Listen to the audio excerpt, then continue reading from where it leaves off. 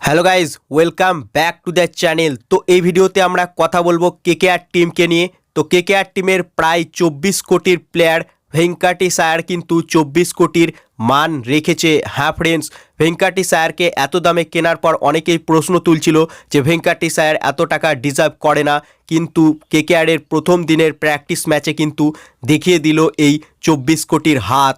হ্যাঁ ফ্রেন্ডস, বেধড়ক মার দিল ইডেন গার্ডেন্সে এই ভেঙ্কাটেশ আয়ার। মাত্র 25 বলে 61 রানের এক বিস্ফোরক ইনিংস খেলেন কেকেআরের এই 24 কোটি দামের প্লেয়ার ভেঙ্কাটেশ আয়ার। অর্থাৎ ভেঙ্কাটেশ আয়ার পুরো পয়সা উসুল ইনিংস খেলেছে এদিন কেকেআরের প্রথম প্র্যাকটিস ম্যাচে।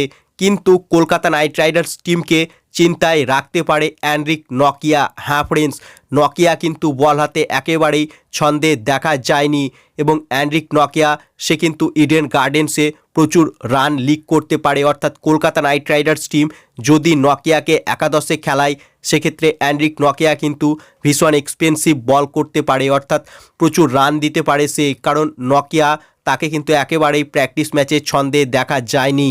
তাই অ্যানরিক নকিয়া না স্পেন্সার জনসন, কাকে দিয়ে প্রথম একাদশে স্টার্ট করবে কেকেআর টিম?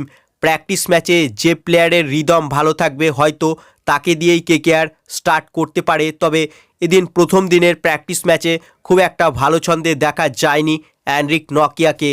যদিও প্র্যাকটিস ম্যাচের পারফরমেন্স দেখে জাজ করাটা ঠিক হবে না, কারণ প্র্যাকটিস ম্যাচে অনেক প্লেয়ারই 100% দম লাগায় না। তবে আমার মনে হচ্ছে যে ইডেনে অ্যানরিক নকিয়া এক্সপেন্সিভ হতে পারে, কারণ নকিয়ার ভীষণ গতি রয়েছে এবং ইডেন গার্ডেন্সের আউটফিল্ড কিন্তু ইলেকট্রিফাইং। তাই নকিয়া কিন্তু এক্সপেন্সিভ হতে পারে ইডেন গার্ডেন্স স্টেডিয়ামে। তাই কেকেআরের জন্য বেটার অপশান হতে পারে যদি কেকেআর টিম 3টে স্পিনার খেলায়, কারণ কেকেআর টিমের মেন স্ট্রেংথ ওই স্পিনাররাই। বরুণ চক্রবর্তী, সুনীল নারিন এই দুটোই কেকেআরের তুরুপের এক্কা। এবং তার সাথে যদি কেকেআর টিম নকিয়ার জায়গায় মঈন আলীকে খেলিয়ে দেয় সেক্ষেত্রে আরও একটা স্পিনার পেয়ে যাবে এবং একটা ব্যাটসম্যানও পেয়ে যাবে।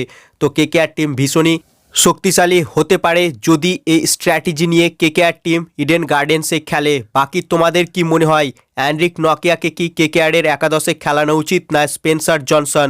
কাকে খেলানো উচিত তা কমেন্ট বক্সে লিখে জানাও। এবং ভিডিওটি ভালো লাগলে ভিডিওটিকে করো লাইক এবং আইপিএল ও কেকেআর সম্বন্ধে আরও আপডেট পাওয়ার জন্য চ্যানেলকে করো সাবস্ক্রাইব। ধন্যবাদ।